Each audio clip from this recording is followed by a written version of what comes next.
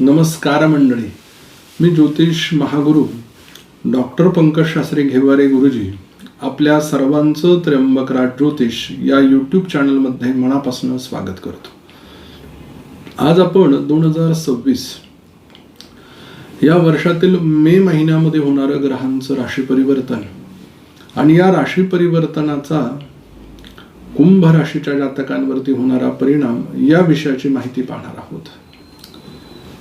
तत्पूर्वी एक महत्त्वाची सूचना, आपल्या जीवनात काही समस्या आहेत, काही अडचणी आहेत, काही संकट आहेत ज्याचं निराकरण होत नाही आहे, तर आमच्या स्क्रीनवरती दिलेल्या नंबरवर आपण फोन करा, संपर्क करा. आमचे ज्योतिष एक्सपर्ट तुम्हाला योग्य असं मार्गदर्शन करतील.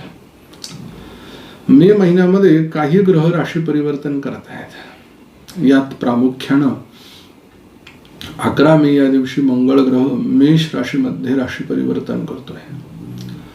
14 मे या दिवशी शुक्र ग्रह मिथुन राशीमध्ये राशी परिवर्तन करतोय. 14 मे या दिवशी बुध ग्रह वृषभ राशीमध्ये राशी परिवर्तन करतोय. 15 मे या दिवशी सूर्य ग्रह वृषभ राशीमध्ये राशी परिवर्तन करतोय. 29 मे या दिवशी बुध ग्रह मिथुन राशीमध्ये राशी परिवर्तन करतोय. या राशी परिवर्तनाचा कुंभ राशीच्या जातकांवरती नेमका काय परिणाम होणार आहे ते आपण ह्या व्हिडिओमध्ये पाहणार आहोत. प्रथम स्थान कुंभ राशी, लग्न भाव. तर या स्थानाचा स्वामी शनी महाराज हा द्वितीय स्थानामध्ये विराजमान झालेला आहे.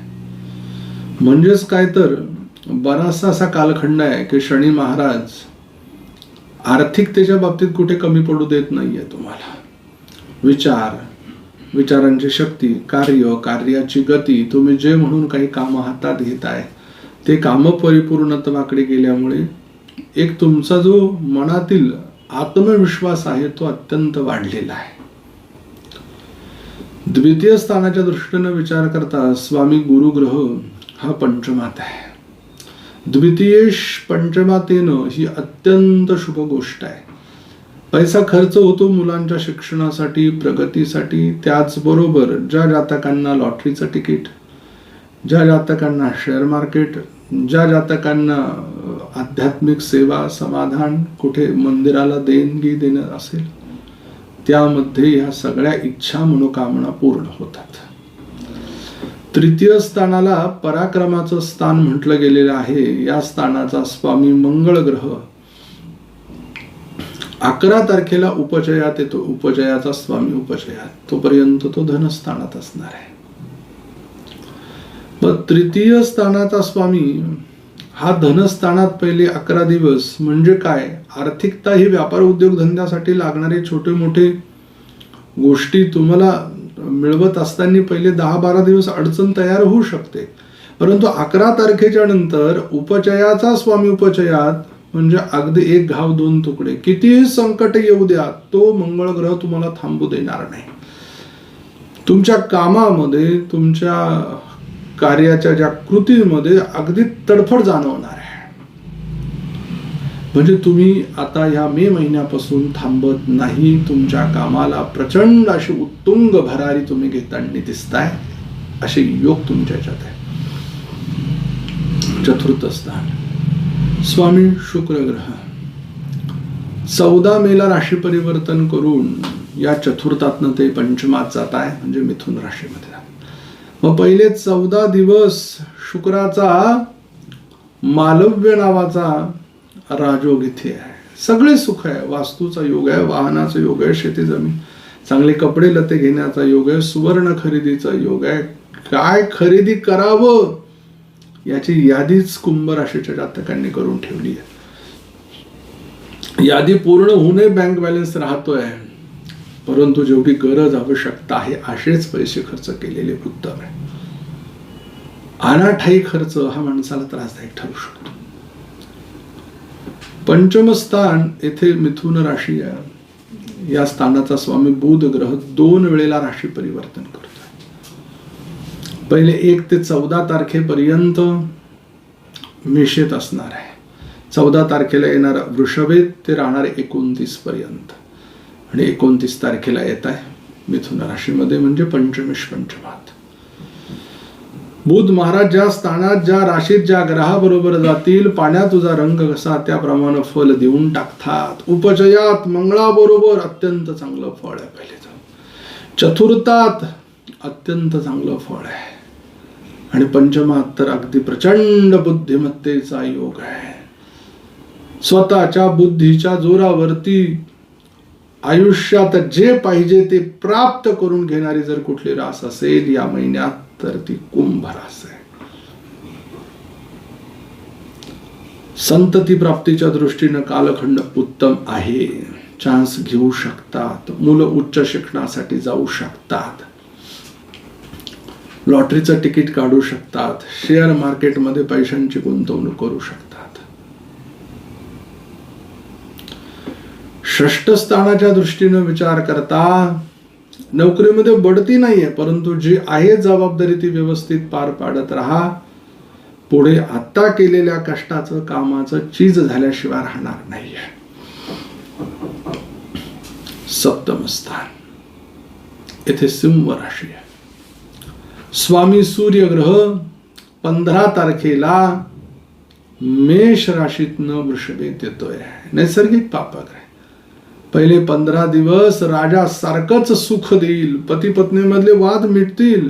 एकमेकांना समजून घेतल्यामुळे, एकमेकांसाठी वेळ दिल्यामुळे जीवनातील किंतु परंतु जीवनातील हेवे दावे कमी होऊन एकमेकांसाठी प्रेम तुमचं निर्माण होताना दिसत आहे. भागीदारीत केलेल्या व्यवसायामध्ये आर्थिक स्रोत, आर्थिक संपत्तीची उत्कर्षताची जी काही योग आहेत ते उत्तम आहे. अष्टम स्थान कन्या राशी आहे. बुध महाराज पहिले 1 ते 14 तारखेपर्यंत उपचयात तृतीयात आहे. 14 ते 29 चतुर्थात आहे आणि 29 तारखेला ते पंचमात आहे. अचानक झालेला लाभ बहिणीकडनं होऊ शकतो, आईकडनं होऊ शकतो, संततीकडनं होऊ शकतो. फक्त सर्वांना समजून घेता आलं की जिंकलं म्हणायचं. मोठं असं कुठलंही संकट तुमच्यावरती नाहीये. मृत्यूचं स्थान आहे. माणसाच्या जीवनात अचानक संकटाचं स्थान आहे, अचानक धनलाभाचं स्थान. भाग्यस्थान येथे तुळा राशी आहे.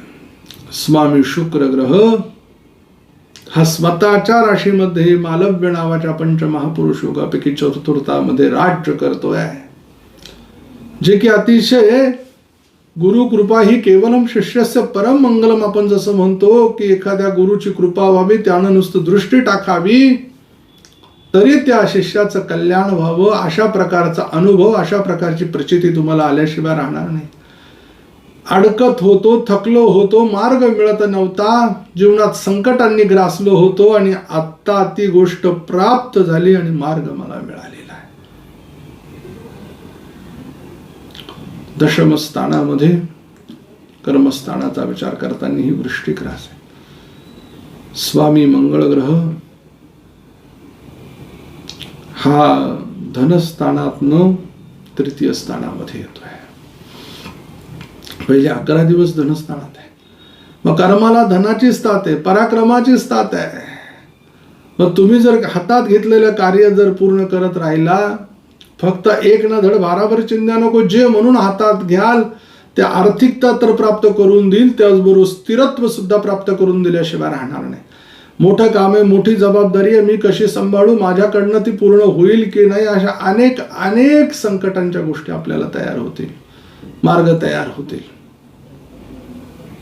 परंतु त्या गोष्टीला दूर करून आपल्याला पुढे आपल्या इच्छित गोष्टीपर्यंत पोहोचायचं आहे.